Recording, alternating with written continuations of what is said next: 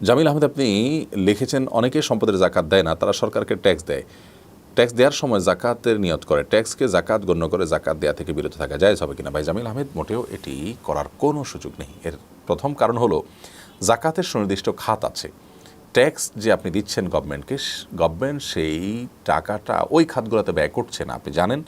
অতএব আপনি এখানে টাকা দেয়া মানে হলো যেখানে যেই খাতে জাকাতে টাকা দিতে বলা হচ্ছে সেই খাতে না দিয়ে অন্য খাতে আপনি দিচ্ছেন, অতএব আপনার জাকাত আদায় হবে না। আর দ্বিতীয়ত, ট্যাক্স যেই পদ্ধতিতে প্রক্রিয়াতে নেওয়া হয়ে থাকে, এই প্রক্রিয়া শরিয়া কতটা অ্যালাউ করে না করে এটা যথেষ্ট বিশ্লেষণ সাপেক্ষ বিষয়, প্রশ্ন সাপেক্ষ বিষয়। বাট একটা কথা তো আমরা জানি যে গভর্নমেন্টকে যে ট্যাক্স আমরা দিয়ে থাকি সেই ট্যাক্সের টাকায় গভর্নমেন্ট টিকে থাকে এবং রাষ্ট্রযন্ত্র আমাদেরকে নানা রকমের সার্ভিস দিয়ে থাকে।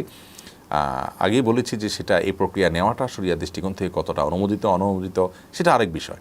বাট আপনি যে ট্যাক্সটা দিচ্ছেন, কেমন যেন সে ট্যাক্সের বিপরীতে আপনি কিন্তু সার্ভিস নিচ্ছেন। জাকাত তো এরকম যে আপনি দিয়ে দিবেন গরিবকে, সেখান থেকে কোনো সার্ভিস নেবেন না, কোনো সেখান থেকে আপনি ফিডব্যাক নেবেন না।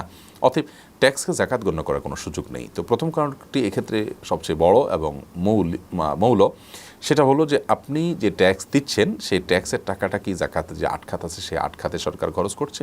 উত্তর হলো না। সরকার তো জাকাত গ্রহণ করছে ইসলাম ফাউন্ডেশনের মাধ্যমে, জাকাত বোর্ডের মাধ্যমে, সেটা আলাদা একটা বিষয়। বিধায় ট্যাক্স দিয়ে আপনি জাকাত থেকে পার পেয়ে যাবেন বা দিবেন না সেই সুযোগ কিন্তু নেই, আপনাকে জাকাত দিতে হবে একজন ইমানদার হিসেবে।